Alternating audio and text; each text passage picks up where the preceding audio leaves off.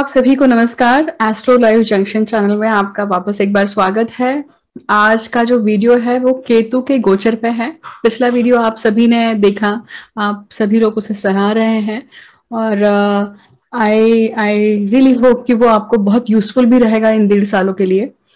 आप सभी के प्रोत्साहन के लिए बहुत बहुत धन्यवाद देती हूँ सबसे पहले तो, क्योंकि आपका प्रोत्साहन ही मुझे आगे बढ़ने के लिए बहुत प्रेरित करता है। आपके मैसेजेस, आपके कमेंट्स, आपकी क्वेरीज भी, सभी चीजें। आज हम केतु के ऊपर बात करने वाले हैं और केतु जो है, आप जनरली देखेंगे कि राहु और केतु जो है, इसके ऊपर जब भी कोई वीडियो आता है तो लगभग सभी राहु के ऊपर फोकस बहुत करते हैं, परंतु राहु और केतु देखेंगे आप तो ये बिल्कुल विपरीत ऊर्जाएं हैं। राहु जहां ऑब्सेशन के कारक है, वहां केतु जो है वो डिटैचमेंट के कारक है। तो हम आज इस वीडियो में सिर्फ और सिर्फ केतु के ऊपर फोकस करेंगे और जानेंगे कि सभी 12 राशियों के लिए क्या इसका इम्पैक्ट है। 12 जन्म राशि और 12 लग्न राशि, इन दोनों के लिए हम जानेंगे कि क्या इम्पैक्ट रहेगा।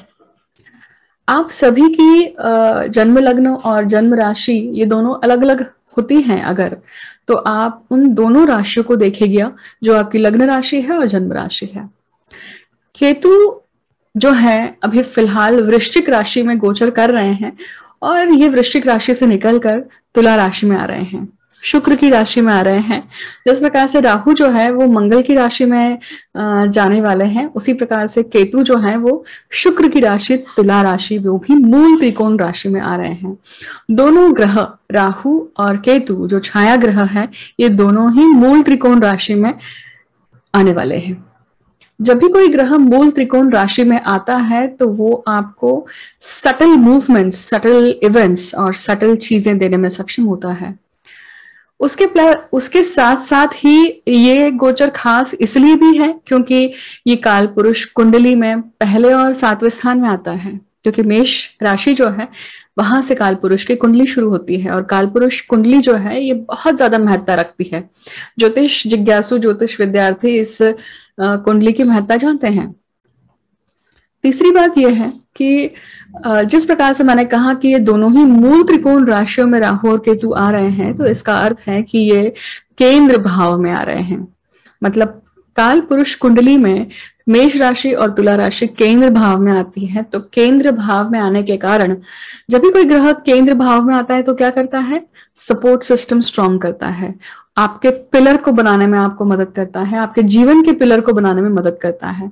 तो वो जीवन का पिलर जो है, जो वो किसी भी एस्पेक्ट को लेकर हो सकता है, शादी हो सकती है, ब्याह हो सकता है, या फिर बच्चा हो सकता है, आपका एजुकेशन हो सकता है, आपकी नौकरी हो सकती है, कोई भी एक स्ट्रॉन्ग एस्पेक्ट आपके जीवन का, कोई भी ग्रह जब आता है, सभी ग्रहों के लिए ये बात है। और आज खास हम केतु के ऊपर बात कर रहे हैं, तो केतु केंद्र में आने के बाद में आपको ये चीज, इस एस्पेक्ट में एक सटल मूवमेंट, सटल इवेंट जरूर देने वाले हैं। 3 बातें हो गई इंपॉर्टेंट। चौथी बात यह है कि आप सभी की पत्रिका में ये मेष राशि और तुला राशि, आज हम खास करके तुला राशि के ऊपर बात करेंगे क्योंकि केतु का गोचर है। तो ये तुला राशि आपकी पत्रिका में कहां पड़ती है, किस भाव में पड़ती है, उस भाव को आपको बहुत अच्छे से नोटिस करना है, उन भाव को अच्छे से समझना है, क्योंकि इस 1.5 साल में उस भाव से संबंधित ही आपको बहुत सारे फल मिलने वाले हैं। ग्रह जहां स्थित होता है, सबसे पहला इम्पैक्ट वो वहां करता है और फिर अपनी राशि, मतलब मूल त्रिकोण राशि पे करता है।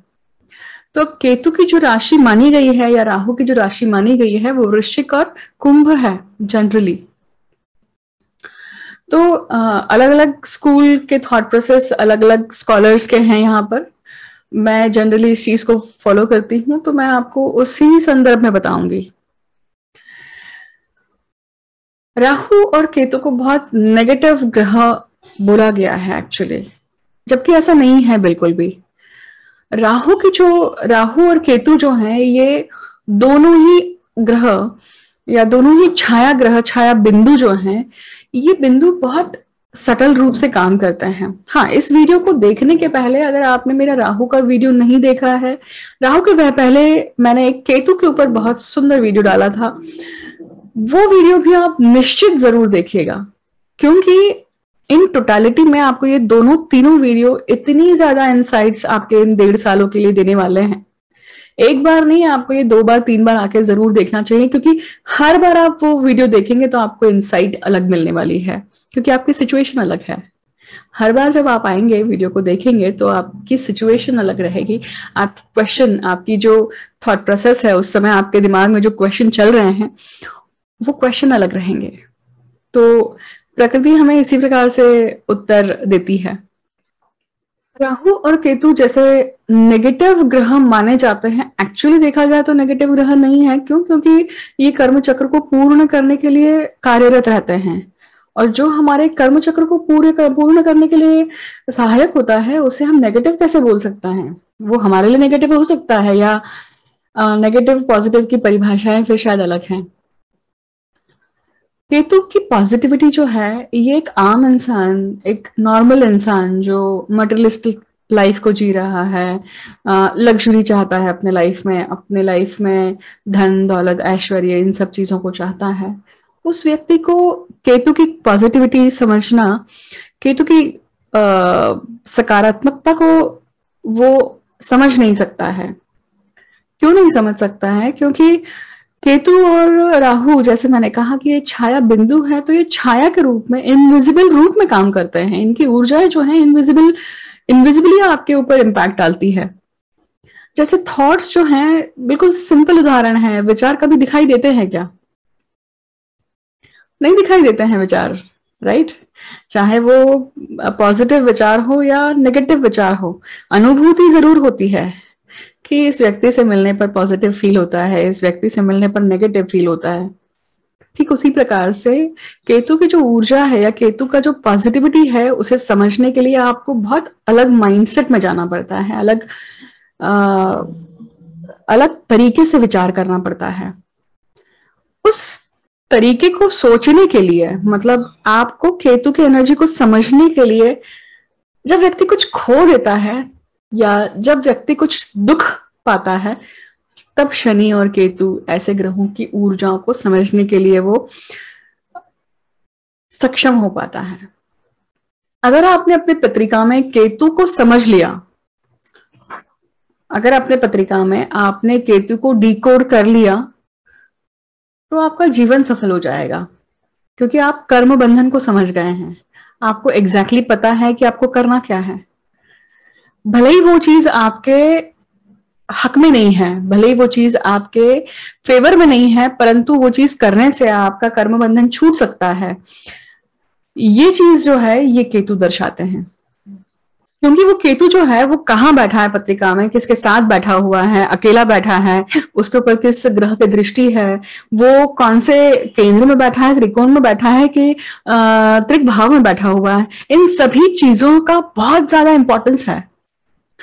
इसलिए केतु पे कोई भी बात नहीं करेगा। बहुत रेयर आपको मिलेंगे जो केतु पे बात करेंगे, क्योंकि केतु पे बात करने वाले लोग जनरली क्या बोलेंगे?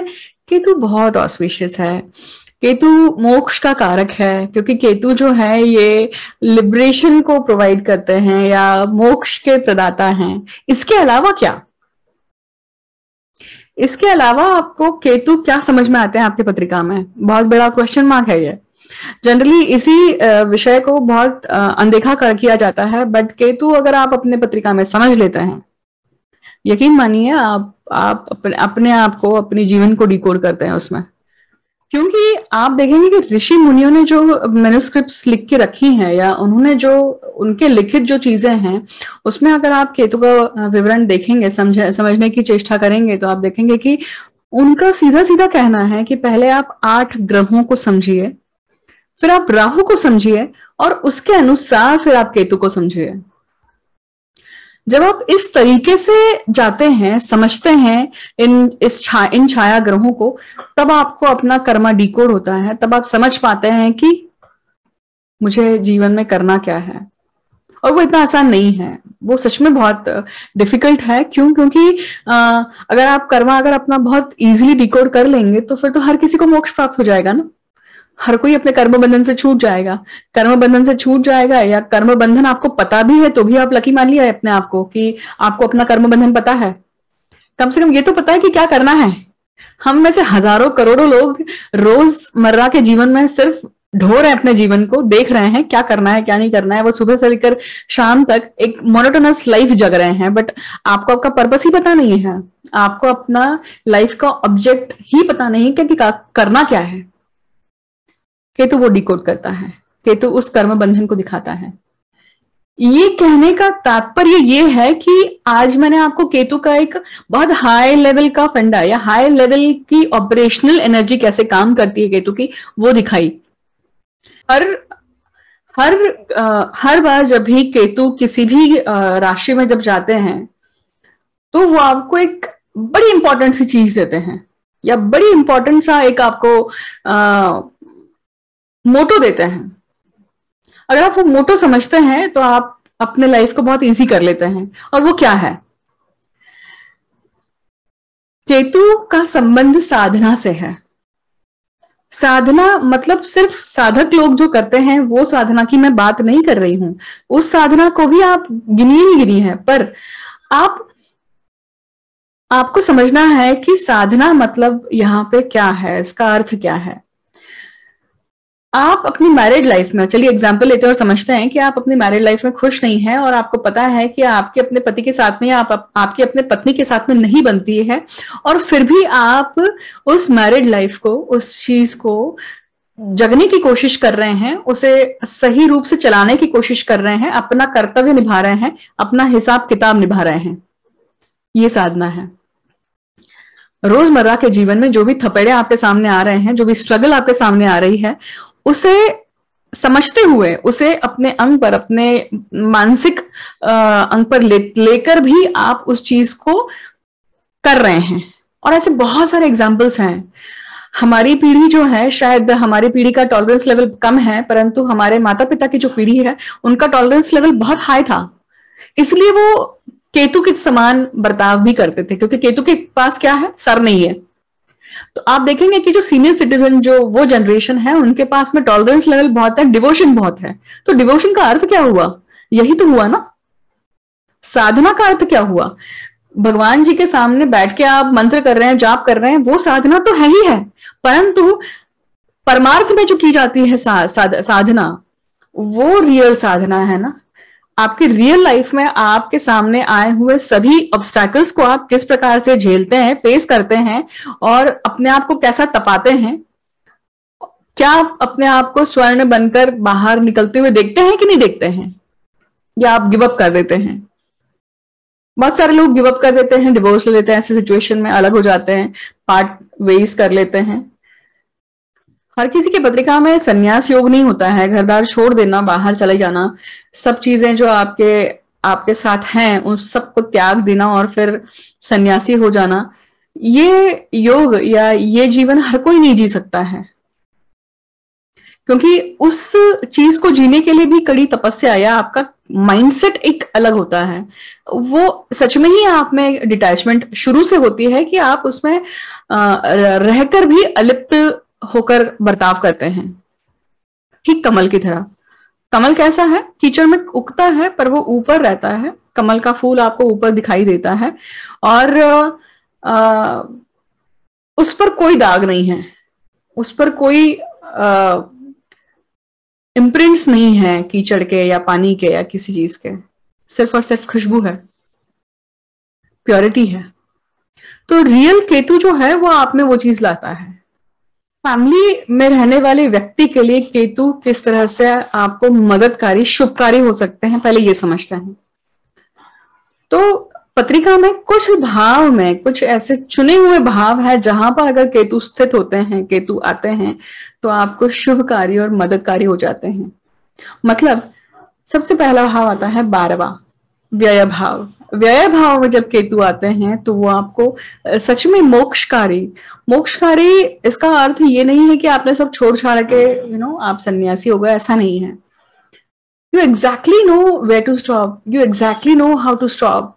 You exactly know where to control yourself. आपको संयम मानना आता है, आपको वो रेखा खींचनी आती है जो आपको मर्यादा उल्लंघने में या मर्यादा आपसे नहीं क्रॉस हो, उसके लिए आपको मदद करती है। शायद वो खाने के लिए हो सकता है, रिलेशनशिप में हो सकता है, पैसों को लेकर हो सकता है, बातों को लेकर हो सकता है, वाणी को लेकर हो सकता है। किसी भी चीज में आप में एक संतुलन का भाव कि मुझे इतना ही बोलना है, मुझे इतना ही करना है, ये जो बुद्धि है ये आती है।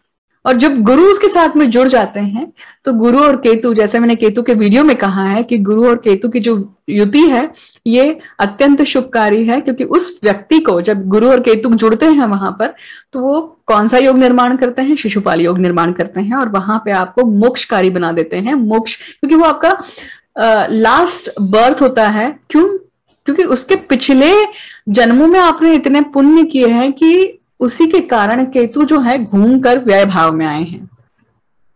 पर गोचर में जब केतु आपके व्यय भाव में आते हैं तो वो आपको चांस दे रहे हैं, वो आपको चांस दे रहे हैं कि आप अपने पुण्य भाव, अपने पुण्य कर्म को, अपने बैलेंस को बढ़ाइए और उस तरफ अग्रसर होइए। अब चलिए समझते हैं कि 12वें स्थान का जो केतु मैंने कहा कि क्यों मोक्षकारी है, तो इसको जरा प्रैक्टिकल रूप से समझते हैं, नॉर्मल लेमैन भाषा में समझते हैं।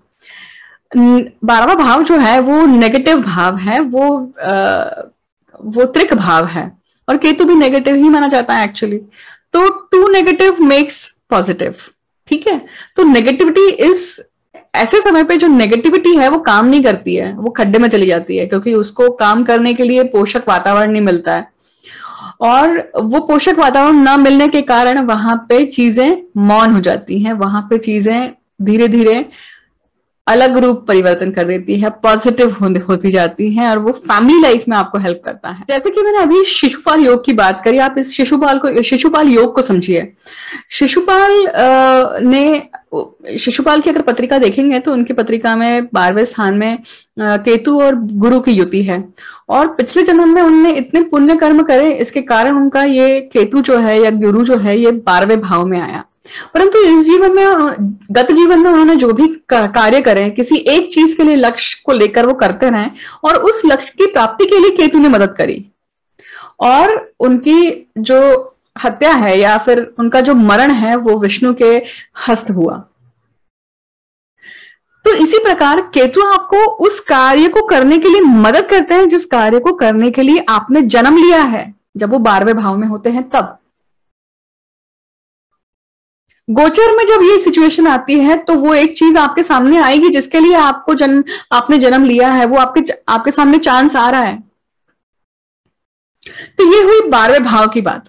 अब आप बात करते हैं कि और ऐसा कौन सा भाव है जहां पर केतु जो है वो नेगेटिव पॉजिटिव हो जाता है। वही आप देखेंगे कि जब सप्तम भाव में केतु आते हैं, अब आज का गोचर वही है, अब जो आने वाला गोचर है वो तुला राशि का ही है। काल पुरुष कुंडली में ये तुला राशि सप्तम भाव में आती है, तो जिनकी भी काल पुरुष मतलब मेष कुंडली है उनके लिए सप्तम भाव में आ रही है, परंतु बाकियों के लिए आपको देखना पड़ेगा कि ये जो तुला राशि कहाँ पे आती है।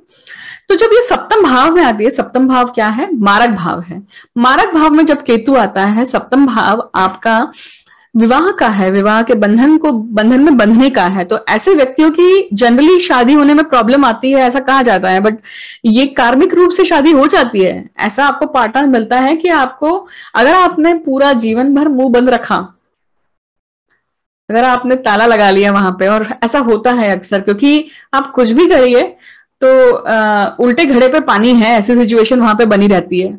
तो आप खुद ही अपने विजडम से समझ जाते हैं कि अब यहाँ पे बोलने का कोई फायदा नहीं है, आप चुपचाप उस चीज को निर्वाह करते रहते हैं। और इसके कारण कहीं ना कहीं अगर आप पीछे मुड़ के देखेंगे तो आपकी मैरिड लाइफ सुखी हो जाती है। यहाँ पे सिचुएशन उल्टी हो जाती है, क्योंकि उल्टी कैसे हो जाती है कि व्यक्ति के जब सप्तम भाव में केतु होता है तो वो तो शांत रहता है, वो अपने मुंह पे ताला लगा लेता है कि सामने वाले लोग कितना भी तांडव करें तो भी मैं तो कुछ नहीं बोलूंगी या बोलूंगा।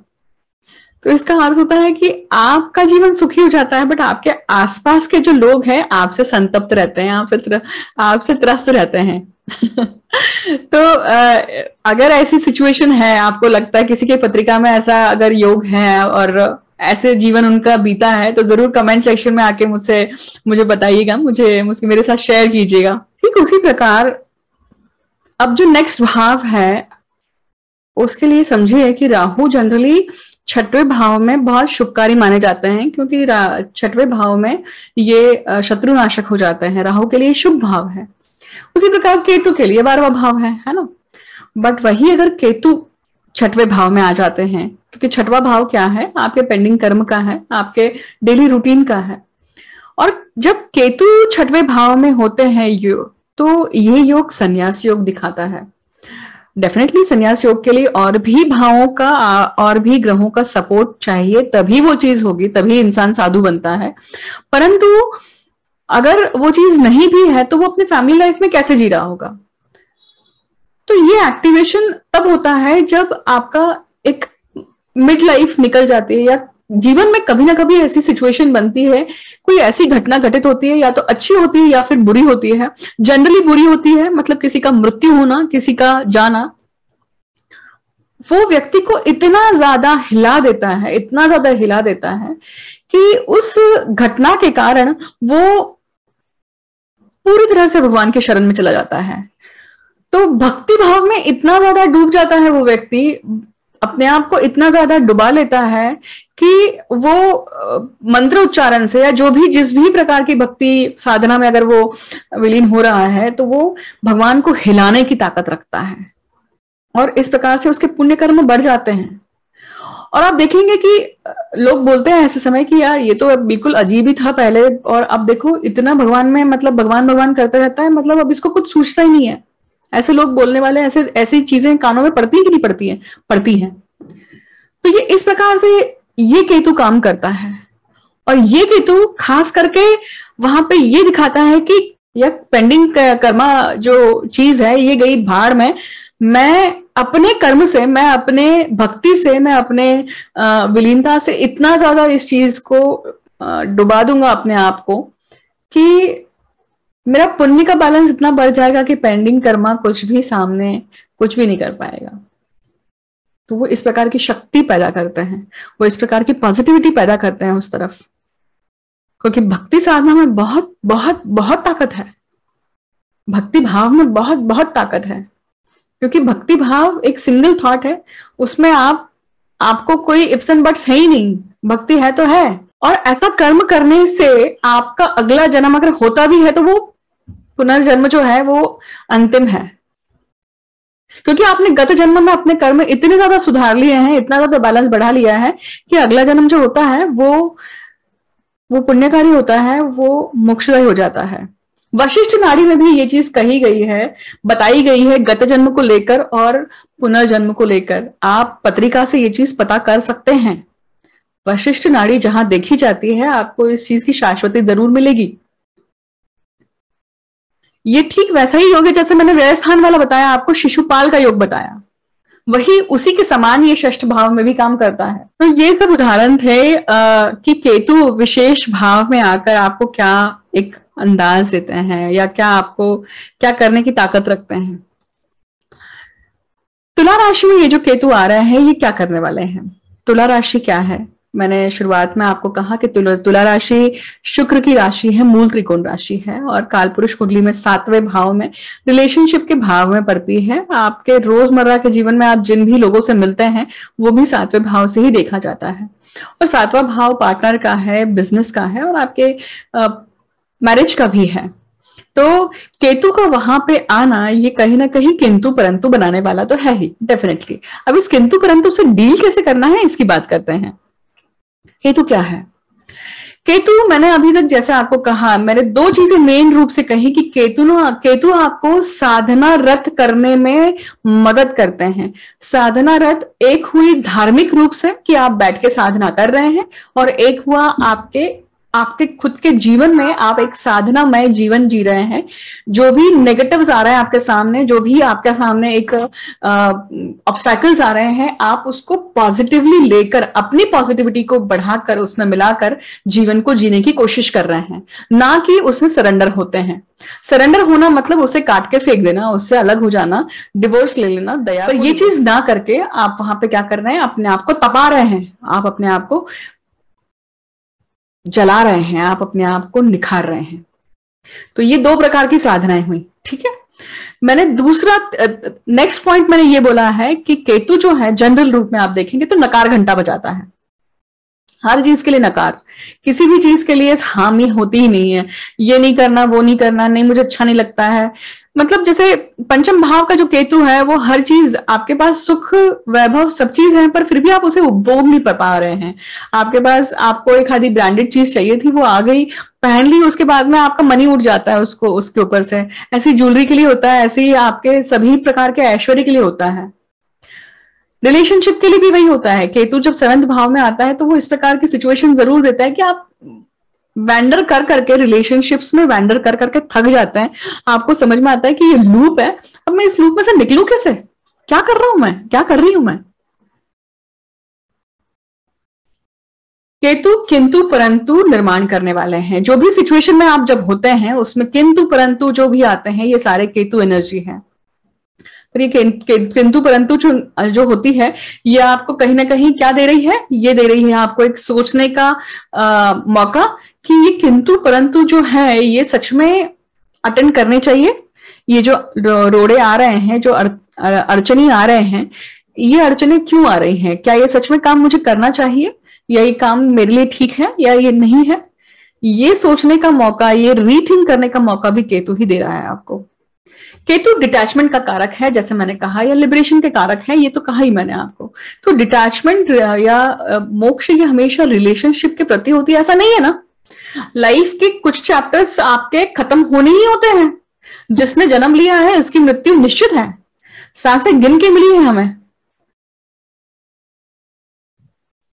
तो जब कोई भी चीज जिसका उगम हो चुका है उसका संहार तो होना ही है। तो ये जो जर्नी है ये केतु दर्शाते हैं। तो ये जो किंतु परंतु, नकार घंटा, ये सारी जो चीजें हैं ये इसके कारण है, इसी के लिए है। अब देखिए, मैंने कहा आपको कि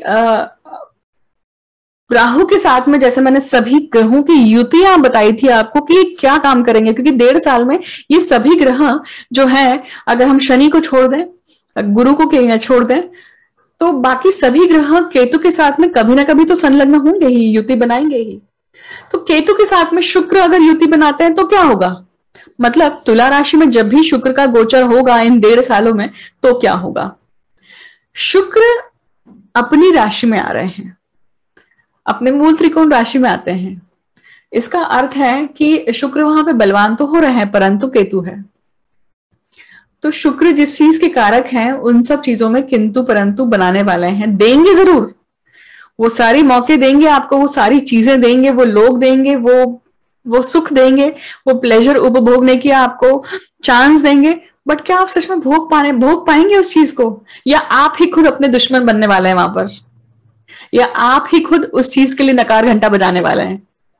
फॉर एग्जाम्पल, तुला राशि में शुक्र आने के बाद में शुक्र और केतु की जब युति होती है तो वो व्यक्ति के पास में बहुत सारे शुक्र से संबंधित सभी चीजें आ रही हैं, मतलब अच्छे रिलेशनशिप्स आ रही हैं, अफेयर्स होंगे, आपको सेक्सुअल उपभोगने के लिए भी बहुत समय मिलने वाला है, सभी प्रकार के सुख आपके सामने आ रहे हैं। लोग, स्त्रियां खास करके, अगर पुरुष मंडली की बात करूं तो ये सभी चीजें हो रही हैं। बट वो केतु बैठ के क्या बोलेगा, नहीं यार मुझे तो नहीं अच्छा नहीं लगता है ये चीज, या पता नहीं मेरा तो मूड ही नहीं होता, मेरा तो मुझे तो पसंद ही नहीं आता है, पता नहीं ये चीज शायद मेरे अकॉर्डिंग नहीं है। मैं हर जगह पे यहाँ पर आप ही अपने दुश्मन बन के बैठे रहते हैं। जो भी आपके सामने सुख आ रहा है आप उस सुख को नहीं भोग पा रहे हैं। तो वो चीज शुक्र है। शुक्र की युति के समय ये चीज होने की संभावनाएं हैं। आगे बढ़ते बात करते हैं कि अगर केतु के साथ में चंद्र या सूर्य जुड़ते हैं तो, मैंने दोनों लुमिनरीज को साथ में क्यों लिया, क्योंकि ये दोनों लुमिनरीज जो हैं, क्योंकि सूर्य और चंद्र जो है ये माता और पिता को दर्शाते हैं। शुक्र आपके जीवन में जैसे सभी स्त्रियों को दर्शाते हैं, उसी प्रकार से चंद्र माता को और सूर्य पिता को। तो पहले हम बात करते हैं चंद्र की।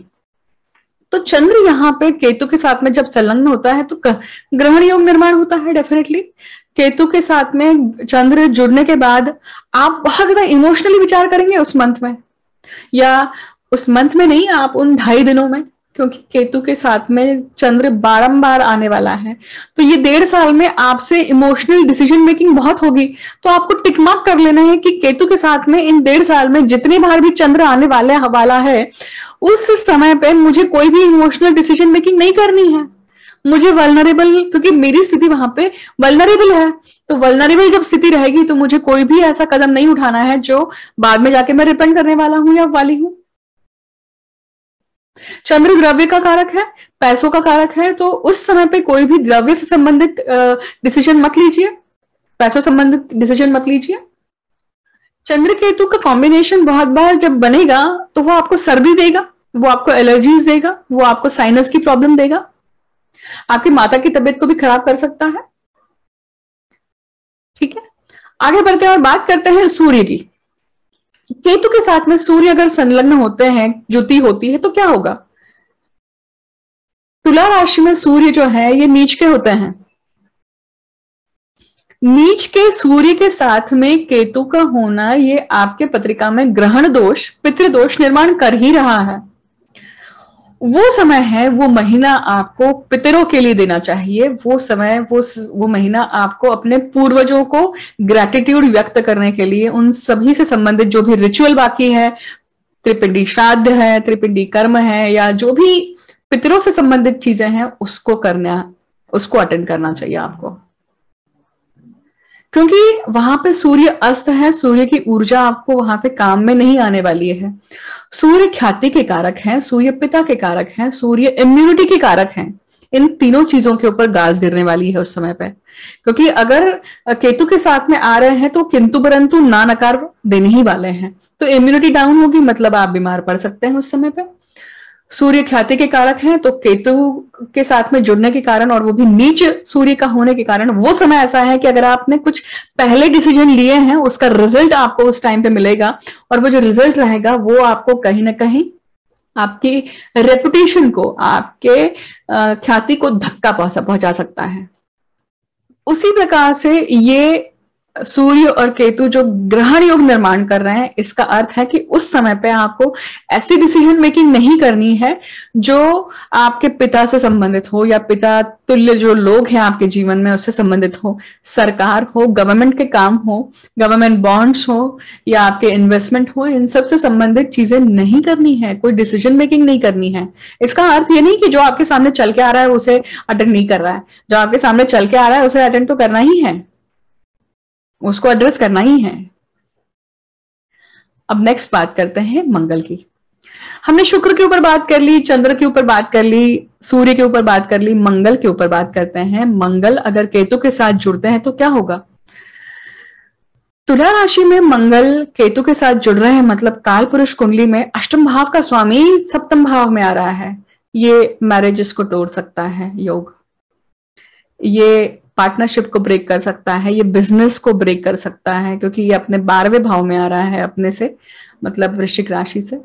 और केतु और मंगल जो योग है ये अंगारक योग निर्माण करता है, ये सुसाइड वाला योग है। ये योग बहुत ज्यादा अच्छा नहीं माना जाता है, क्योंकि इतनी ज्यादा दाहकता हो जाती है शरीर में, आपके आसपास, आपके अंदर, या आपके उस भाव में इतनी ज्यादा दाहकता है कि आप उसे बर्दाश्त नहीं कर सकते हैं। साधक अगर कोई व्यक्ति है तो वो बर्दाश्त कर सकता है, क्योंकि आप मंत्र उच्चारण कर रहे हैं, आप अपने आप को जितनी वो दाहकता है उस दाहकता को शांत करना चाहते हैं, जानते हैं। उस समय पे बहुत सारा आप चाहे तो राइस खीर खाइए, मतलब बॉडी को शांत करने के लिए, और डीप मेडिटेशन करिए। वही एक समय है कि आप अगर इस चीज को करते हैं तो वो मंगल का प्रभाव आपके ऊपर कम होगा। क्योंकि मंगल भी अग्नि तत्व है, केतु भी अग्नि तत्व है, ये दोनों मिलाकर आपको उस समय पे संतप्त करने ही वाले हैं, वो आपका दिमाग खराब करने ही वाले हैं। किसके कारण होगा? आपके स्पाउस के कारण। क्योंकि कौन से भाव में आ रहा है? ये सप्तम भाव में आ रहा है काल पुरुष कुंडली में। बट आपकी पत्रिका में ये जहां भी पड़ती है, मतलब वो व्यक्ति, वो रिश्ता, वो नाता, उस व्यक्ति में वो चीज आने वाली है। बट अगर वही आपका लग्नेश अगर वहां पे मंगल केतु के साथ में कोई योग बना रहा है, तो इसका अर्थ है कि आपका भी इनपुट उसमें आ गया है। लग्नेश आता है तो शारीरिक रूप से आपका इनपुट आता है। आपकी चंद्र राशि का जो स्वामी है वो अगर वहां पे आ रहा है, तो आपका मानसिक रूप से, मतलब फोन पे बात करके या किसी न किसी रूप से आप उनसे मेंटल रूप से कनेक्टेड है, और फिर आपका वहां पे इवेंट, आपका इनपुट है वहां पर। अगर आपको ये चीज नहीं समझ में आई है, वीडियो के पीछे जाइए, वापस रिवाइंड करिए और वापस देखिए, क्योंकि इस चीज को समझने के लिए आपको शायद पहली बार में नहीं समझे, पर आप उसको 2 या 3 बार सुनते हैं तो आपको समझ में आ जाएगा। और 1.5 साल में ये ग्रह जितनी बार युति करने वाले हैं, जितनी बार राहु और केतु, खास करके केतु की बात कर रही हूं, तो केतु के साथ में जितनी बार संलग्न होंगे, उस समय पे आपको ये सारे इवेंट्स मिलने वाले हैं। तो बुध और केतु जो है, ये एक ऐसा योग है जो डिवाइन बुद्धि को दिखाता है। परंतु जैसे पॉजिटिव और नेगेटिव होता है, बुध किस चीज का कारक है? आपके छोटे भाई बहनों का कारक है। बुध आपके लिए कम्युनिकेशन का कारक है। बुध आपके नर्वस सिस्टम का, नर्व्स का, आपके स्किन का, इन सब के लिए इसका कारक है। तो केतु के साथ में आने के कारण इन सब चीजों को लेकर कोई बीमारी उत्पन्न हो सकती है। यंग कपल्स जो हैं, या फिर आपका किसी ऐसे व्यक्ति के साथ में अफेयर है जो आपसे काफी यंग है, ब्रेकअप होने की संभावनाएं हैं। कार्मिक संबंध जुड़ने की संभावना है यहाँ पर, कि कुछ समय के लिए आप साथ में आए हैं, but it's just for purpose. Education के अगर पॉइंट ऑफ व्यू से बात करें, तो यहाँ पे केतु के साथ में आने के कारण कुछ न कुछ अड़चने आने के कारण आप वो एग्जाम पास आउट नहीं करते हैं। कॉम्पिटिटिव एग्जाम में अगर आप दे रहे हैं, तो शायद उसमें आपको सही मार्क्स नहीं मिलते हैं, क्योंकि वो जो केतु के साथ युति है, वो आपको करने नहीं देगी। आपका मानस सही नहीं रहेगा सही समय पर, आपका प्रेजेंस ऑफ माइंड जो है वो आपका साथ नहीं देगा। तो इस प्रकार से आप समझेंगे कि ये सभी ग्रह जो हैं, जब जब केतु के साथ में युति बनाएंगे इस 1.5 साल में, तो आपको इस प्रकार के अनुभव आएंगे, इस प्रकार की इवेंट्स आपके साथ में होंगे। अब हम बात करते हैं आगे, प्रत्येक लग्न राशि के लिए, जन्म राशि के लिए ये जो केतु है, ये क्या फल देने वाले हैं। मतलब आपकी पत्रिका में ये जो तुला राशि है, ये जहां भी स्थित है, आपको किस प्रकार के फल मिलेंगे। पहली बात बहुत अच्छे से समझ लीजिए कि ये जनरल स्टेटमेंट या ये जनरल एक एनालिसिस है। आपकी पत्रिका में अभी क्या योग चल रहे हैं, आपकी पत्रिका में कौन सी दशाएं चल रही हैं, अंतरदशा क्या है, सभी ग्रहों की स्थिति क्या है, अष्टक वर्ग कैसा है, बहुत सारे पॉइंट्स हैं। इन सबको देखने के बाद में आपकी खुद का, मतलब एक इंडिविजुअल रूप से कोई चीज बताई जा सकती है। बट आज हम जो बात कर रहे हैं वो एक पर्टिकुलर राशि को लेकर, या सभी 12 लग्नों पर, 12 जन्म राशियों पर इसका एक ओवरऑल इम्पैक्ट क्या हो सकती है, क्या इवेंट की पॉसिबिलिटीज हो सकती हैं, उसके ऊपर बात करने वाले हैं। इंट्रोडक्शन में काफी देरी लग गई है, but I am very sure कि आपको ये इंट्रोडक्शन बहुत हेल्पफुल रहने वाला है 1.5 साल के लिए। और जो चीजें होती हैं, आप जरूर वीडियो के कमेंट सेक्शन में आके साझा कीजिएगा। और अब बिना देरी करते हुए आगे बढ़ते हैं और बात करते हैं मेष लग्न के लिए। मेष लग्न के लिए बात कर रहे हैं कि मेष राशि के लिए जो केतु है सप्तम भाव में आ रहे हैं, और सप्तम भाव में आप देखेंगे कि शनि, गुरु और राहु अभी फिलहाल जैसे मकर राशि और कुंभ राशि में चल रहे हैं, तो ये जो भाव है ये बदलने वाले हैं। और शनि गुरु जो है अप्रैल में राशि परिवर्तित करके कुंभ राशि और मीन राशि में जाने वाले हैं। इसका अर्थ है कि मेष लग्न के जातकों के लिए अप्रैल का के बाद का जो समय है वो आप देखेंगे कि दशम भाव से निकलकर 11वें भाव में आ रहे हैं। मेष लग्न के जातकों के लिए 11वां स्थान, 12वां स्थान और पहला स्थान फुली एक्टिवेट होने वाला है। और केतु आप देखिए सप्तम भाव में बैठे हैं, और जब जब इनके साथ में कोई भी ग्रह की युति बनेगी ये आपको इफेक्ट देने वाले हैं। क्या इफेक्ट होंगे हम देखते हैं। तो ये पूरा 1.5 साल जो है आप देखेंगे रिलेशनशिप में कुछ ना कुछ दिक्कतें आने वाली हैं। आपको टॉलरेट करना है या नहीं करना है, ये आपका डिसीजन रहेगा। क्योंकि अगर आप ये 1.5 साल तक किसी भी झगड़े को, किसी भी आर्ग्यूमेंट को अपने स्पाउस के साथ में चल रहे हैं, किसी भी प्रॉब्लम को अगर आप 1.5 साल तक सेल थ्रू करते हैं तो उसके बाद में ये सिचुएशन चेंज हो जाएगी, ये सिचुएशन बदल जाएगी। पहली बात। दूसरी बात, कोई भी जो बिजनेस में है उन लोगों के लिए ये समय जो है, हो सकता है कि आपने किसी के साथ में पार्टनरशिप की डील करी है, नया बिजनेस ओपन किया था, या जो भी चीजें बिजनेस से संबंधित हैं वहां पे किसी न किसी रूप का खंडन होने की संभावनाएं दिखाई देती है। किसी न किसी रूप से वो चीजें बंद होने की या उस चीज में कोई चेंज आएगा, एक अनसर्टनिटी आएगी, इसकी संभावनाएं दिखाई देती हैं। ये केतु आप देखेंगे कि कहीं ना कहीं आपको एक हेडलेसनेस देने वाला है इस 1.5 साल में। खास करके आपको हेडलेसनेस नहीं देगा, ये खास करके आपके साथ में जुड़े हुए लोगों को जो हेडलेसनेस देगा, और उससे जो प्रॉब्लम आपको आएगी वो आपको फेस करनी रहेगी इन 1.5 सालों में।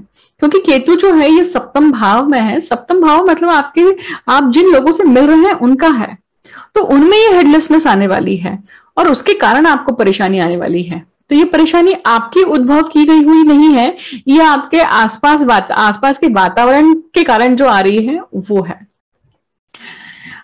मेष लग्न के जातकों के लिए खास करके यहाँ पे माता का आप विशेष ध्यान रखिएगा, स्पाउस के हेल्थ का भी विशेष ध्यान रखिएगा, क्योंकि स्किन की डिसीजेस होने की संभावनाएं बनती हैं। यहाँ पर आप देखेंगे कि आपके बच्चे जो हैं, ये एक टाइम पीरियड है जहां पे आपको लगेगा कि वो सही रूप से एफर्ट्स नहीं डाल रहे हैं, या आपको लगेगा कि इनके एफर्ट्स जो हैं वो रंग नहीं ला रहे हैं। बट यकीन मानिए, थोड़ा टाइम दीजिए, थोड़ा सा पेशेंटली रिएक्ट करिए उनके साथ में, आपको उनके भी रिवॉर्ड्स दिखने लगेंगे, उसके भी रिजल्ट्स दिखने लगेंगे। क्योंकि शनि की दृष्टि अभी फिलहाल उस केतु के ऊपर चलेगी, बट जब शनि वहां से निकल जाएंगे और लाभ भाव में आएंगे तो ये सिचुएशन बदल जाएगी। इस पूरे 1.5 साल में मेष लग्न के जातकों के लिए, या फिर जिनकी मेष राशि है, उनके लिए एक मोटो उनको रखना चाहिए कि जो भी प्रॉब्लम्स आपके सामने आ रही हैं, जिनको भी आप जूझ रहे हैं, उस प्रॉब्लम को किस प्रकार से आप शांतिपूर्वक, आप किस प्रकार से आप उसे नियम के साथ में, पेशेंस के साथ में अगर आप उसका निर्वाह करते हैं तो ये 1.5 साल के बाद में जो समय आएगा वो आपको रिजल्ट देगा। मतलब साधना में लीन होना है इस समय पे। जो भी आपकी प्रॉब्लम्स चल रही हैं पर्सनल लाइफ में, या जो भी आपको दिक्कतें आ रही हैं, उनको आपको पूरी तरह से तोड़ना नहीं है, क्योंकि वो चीजें आपको कुछ ना कुछ सिखाने आ रही हैं, आपको बनाने आ रही हैं। तो अपने आप को तपाइए, अपने आप को अपने इस परीक्षा में पास होने की कोशिश करिए, सेल थ्रू करने की कोशिश करिए। बात करते हैं वृषभ लग्न की, या फिर अगर आपकी जन्म राशि वृषभ है तो भी आपको ये देखना चाहिए क्लिप। वृषभ लग्न के लिए आप देखेंगे कि फिलहाल आपके ही लग्न और सप्तम भाव में राहु केतु चल रहे हैं, बट ये ट्रांजिट करके आपके 6वें और 12वें भाव में आ रहे हैं। हम केतु के ऊपर बात कर रहे हैं, तो जैसे कि मैंने शुरुआत में केतु के इंट्रोडक्शन में समझाया कि केतु आपके 6th भाव में, त्रिक भाव में आ रहे हैं। मतलब एक नेगेटिव हाउस में नेगेटिव ग्रह आता है तो वो पॉजिटिव बनाता है। तो ये एक टाइम पीरियड है कि आप अपने आप को पूरी तरह से जो चीजें आपके फेवर में नहीं है उसे फेवर में करने के लिए जो भी कॉम्प्रोमाइजेस आपको करने चाहिए वो कॉम्प्रोमाइजेस आप करिए। क्योंकि ये वो समय है कि आप जिस कॉम्प्रोमाइजेस को कर रहे हैं वो लॉन्ग टर्म में आपको बेनिफिट देंगे। वो आपको, मतलब दूसरी भाषा है, आप अपने आप को तपाइए, साधना करिए उस चीज के लिए, और वो चीज आपकी फलित होगी, वो आपको सिद्धि देगी। आपके पेंडिंग कर्म जो हैं, वो पेंडिंग कर्म को पूर्ण करने का ये सबसे अच्छा बेहतरीन चांस है 1.5 साल का। तो पेंडिंग कर्म क्या हो सकते हैं? तो किसी की कर्ज मुक्ति करना अपने आप को, या फिर किसी का पैसा लिया हुआ है तो उसे देना।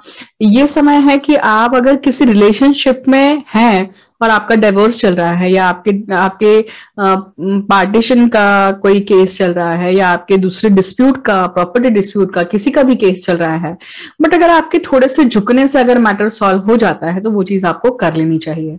क्योंकि अगर आप 19-20 में 19 को सिलेक्ट करते हैं तो कम से कम 19 तो भी आपके पास है। क्योंकि केतु क्या बता रहा है? कॉम्प्रोमाइज करने को बता रहा है। केतु बताते हैं कि कहीं ना कहीं अगर आप, जो सामने सिचुएशन आ चुकी है आपके, उसे अगर आप एक्सेप्ट कर लेते हैं तो आपका फायदा है। 6वें भाव में केतु का आना ये दिखाता है कि रोग जो होंगे, या रोग जिस प्रकार के होंगे, उसमें आपके दांतों से संबंधित रोग हो सकते हैं, आपके प्राइवेट पार्ट्स को लेकर आपको कुछ ना कुछ एलर्जीज हो सकती हैं, या आपके यूरिन इन्फेक्शन होना, इसकी एक संभावनाएं हो सकती हैं, या फिर स्किन के डिसीजेस होना, इसकी भी संभावनाएं हो सकती हैं। तो इन सब चीजों के लिए आप काफी काफी सतर्क रहिए, ये बहुत जरूरी है।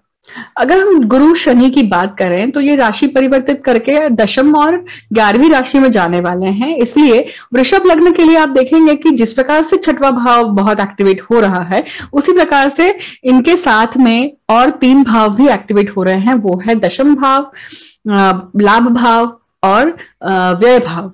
तो इनसे संबंधित, मतलब आपकी अगर बाहर जाने की कोई प्लानिंग है, अब्रॉड विजिट की प्लानिंग है, तो ये उसमें कुछ अर्थ ले आ सकते हैं, उसमें कुछ अड़चने आ सकती हैं, बट ये एंड में होने की संभावनाएं दिखा देती हैं। कोई भी एक रमेश कर्म की राशि में आ रहा है, तो आपको, अगर आप यहाँ पे कुछ कॉम्प्रोमाइज करते हैं, अपने आप को यहाँ पे थोड़ा बदलने की कोशिश करते हैं, तो आपको ये पूरा टाइम पीरियड बहुत सुख भी दे सकता है, बहुत अच्छा एक अनुभव भी देके जा सकता है। करियर वाइज भी ये अच्छा टाइम पीरियड रहेगा, परंतु जॉब प्रोफाइल में, जॉब में जो लोग हैं उनके लिए जॉब छूटने के चांसेस, बदलने के चांसेस ज्यादा बनते हैं। ये टाइम पीरियड है कि आप घर के लिए भी कोई ना कोई एक मरम्मत के काम, घर को चेंज करना, या घर में ज्यादा लोगों का होना, ये सब चीजें होने वाली है, जिसके कारण थोड़ा सा आपके सुखों में, आपके रोज के रूटीन में कुछ ना कुछ एक दिक्कतें आएंगी। रोज के रूटीन में कुछ ना कुछ अड़चने आना, उस रूटीन को आप प्रॉपर तरीके से ना जी पाना, इसकी भी एक यहाँ पे संभावनाएं बनती हैं, बट वो कुछ ही महीनों में रहेगी। अब यहाँ पे जब भी शुक्र यहाँ पे जुड़ेंगे, क्योंकि हम वृषभ लग्न की बात कर रहे हैं, तो वृषभ लग्न का स्वामी शुक्र है। शुक्र जब जुड़ेगा तब ये सिचुएशन आपके रिलेशनशिप के इश्यूज को लेकर, वो महीना आपके लिए काफी डिफिकल्ट हो सकता है। आपको क्या करना है? आपको नोट करना है, आप सीधे गूगल पे जा सकते हैं, देख सकते हैं कि तुला राशि में जब भी शुक्र आएगा, या फिर आप मेरे चैनल पे आपके देख सकते हैं कि जब भी मैं वीनस का ट्रांजिट तुला राशि का कहूंगी, तो आप देख सकते हैं कि ये जो रिजल्ट है, ये आपको ज्यादा मिलते हुए दिखाई देते हैं, क्योंकि यहाँ पे लग्नेश खुद जुड़ रहा है ना, मतलब आप खुद जुड़ रहे हैं।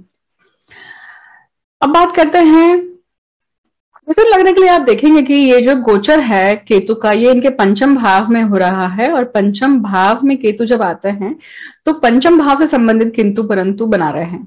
तो मतलब ये 1.5 साल आने वाला जो है, ये संतति को लेकर, ये आपके फर्दर एजुकेशन को लेकर, आपके स्किल्स को लेकर, आपके पूर्व पुण्य को लेकर, ये कहीं ना कहीं अड़चने निर्माण कर रहे हैं।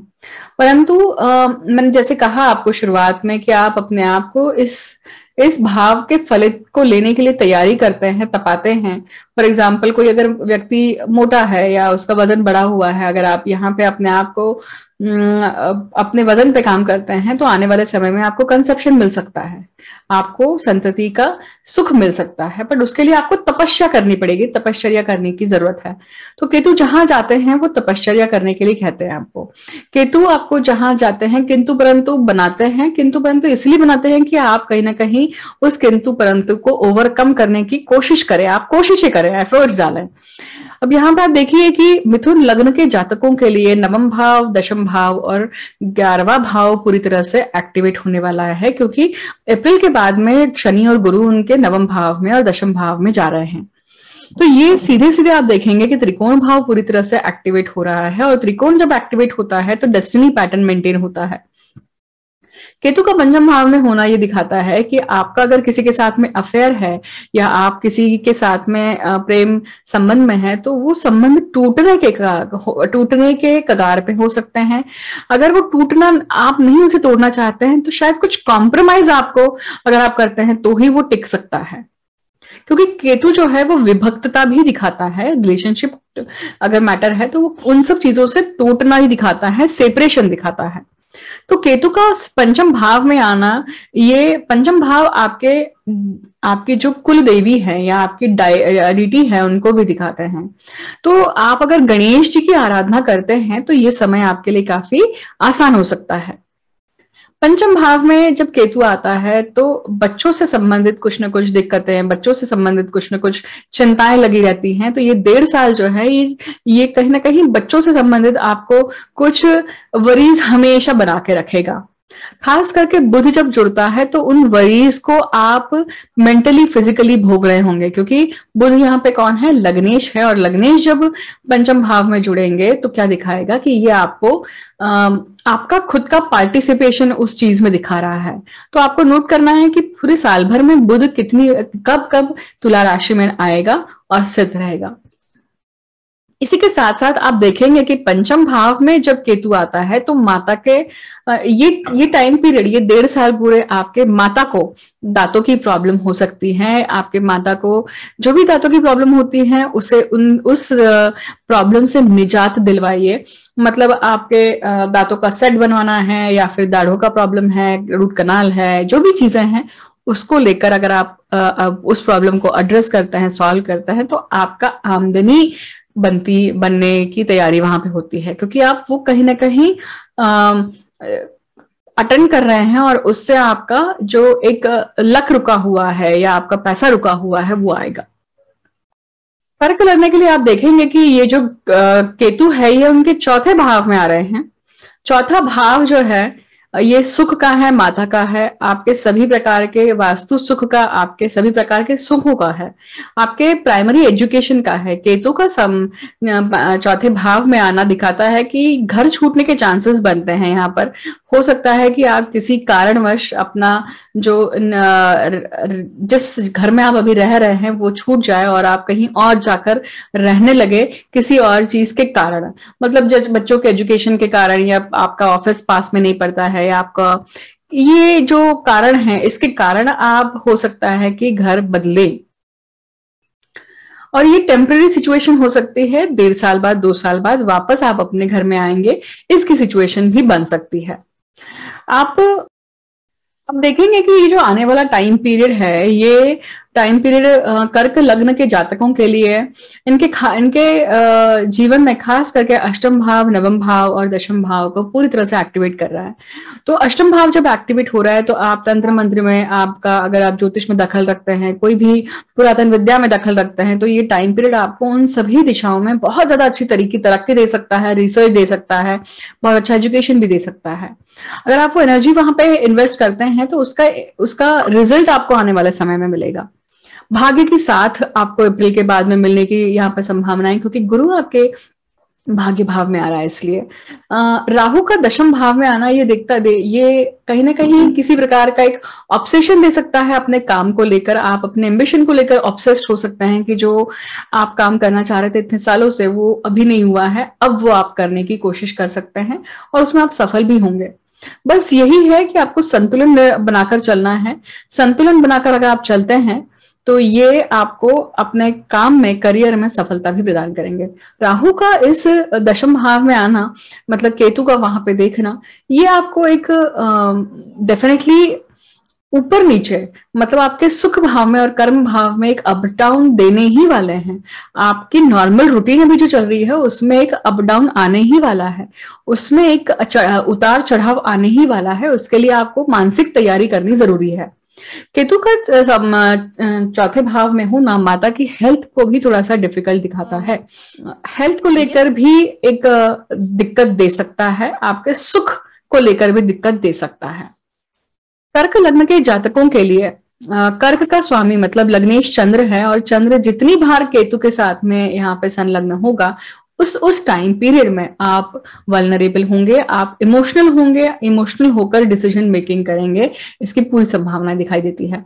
तो ये टाइम पीरियड, ये पूरा 1.5 साल में चंद्र बहुत बार केतु के साथ में आने ही वाले हैं, देखिए।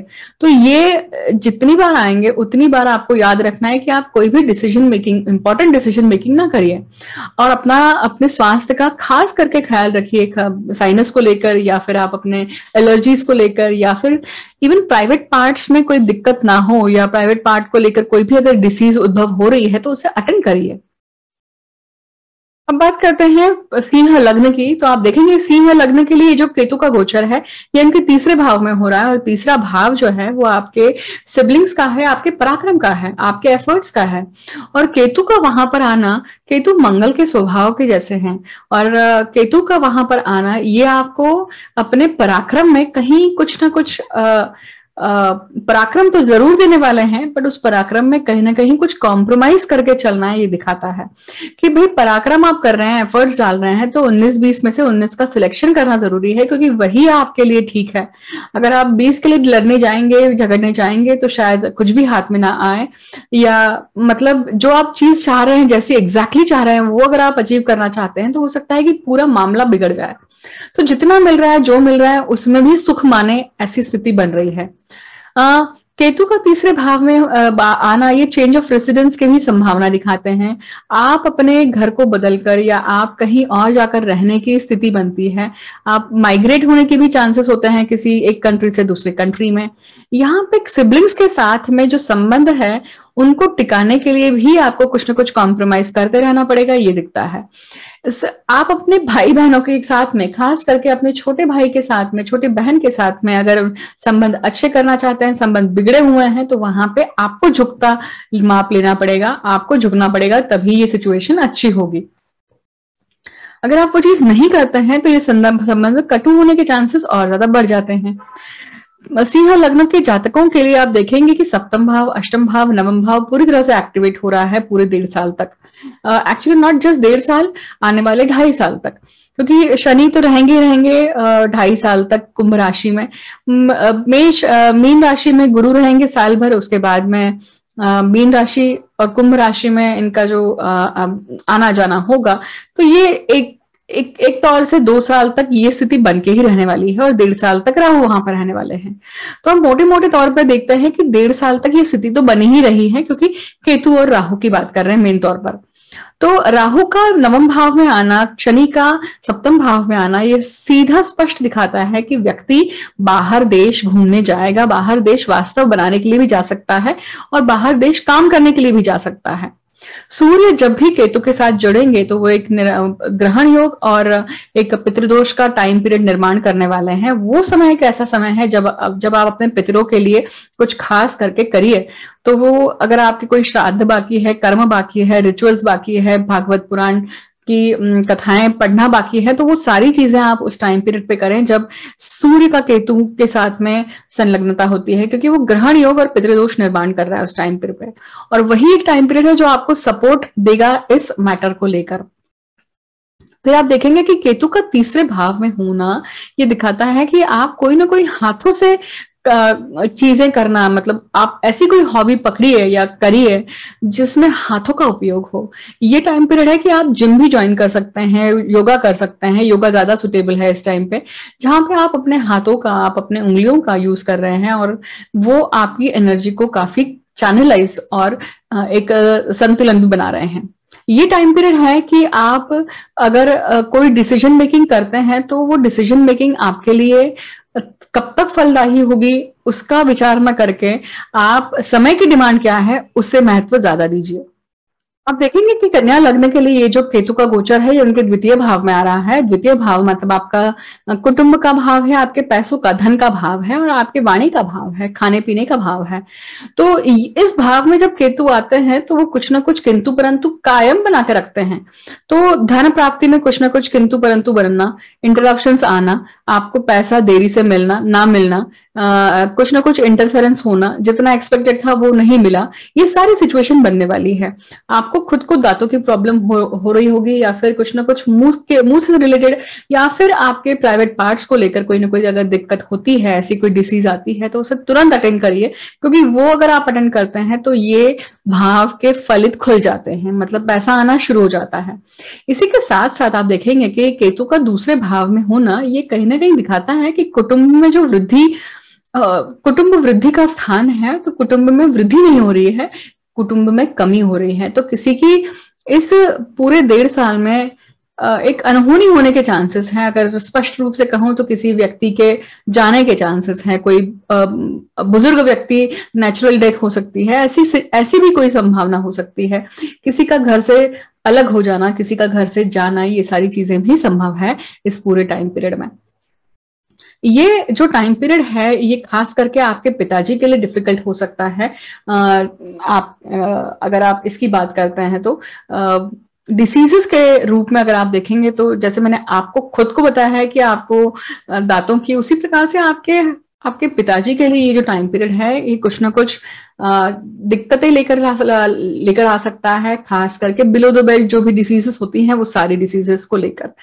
पैरों से नहीं पर वो जांघों से लेकर टेस्टिकल्स को लेकर या फिर आपके प्रोस्टेट को लेकर, ये हेमोरॉइड्स को लेकर इसकी भी संभावनाएं दिखाई देती हैं। तो अगर ऐसा कुछ होता है तो आप उसे अटेंड करिए। ये टाइम पीरियड है कि आपको अपने जॉब में कुछ अच्छा मिलने वाला है, कुछ अच्छा ऑलरेडी मिला होगा जिसको आप जी रहे होंगे, बट आने वाला समय आपको प्रमोशन के भी चांसेस देता है। आपके करियर में आपको काफी बढ़ोतरी हो सकती है।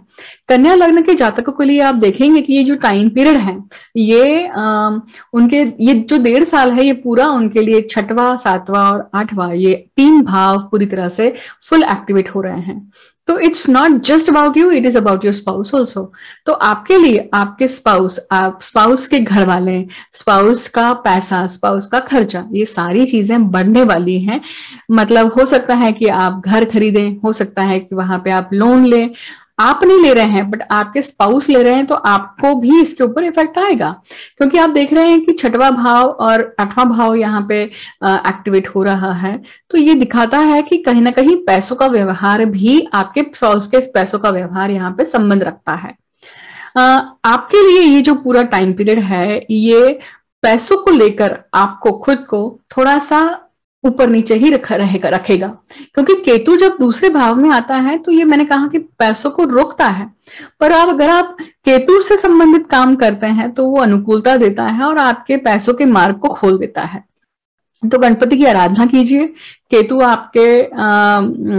आपके इन-लॉज या फिर आपके जो दादा दादी, नाना नानी हैं, उनको भी दिखाते हैं, तो उनकी सेवा करिए अगर है तो।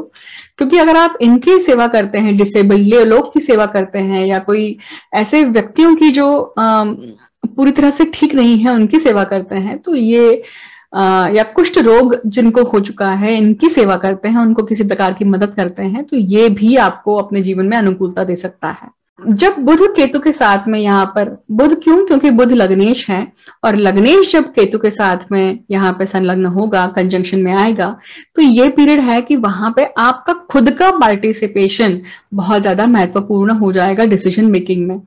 आपको नोट करना है कि पूरे साल भर में, 1.5 साल में बुध जो है वो तुला राशि में कब प्रवेश करने वाले हैं, ये टाइम पीरियड तब आएगा, और वो डिसीजन मेकिंग आपको लॉन्ग टर्म बेनिफिट देने वाली है या फिर कुछ ना कुछ हलचल भी देने वाली है, दोनों चीजें हैं।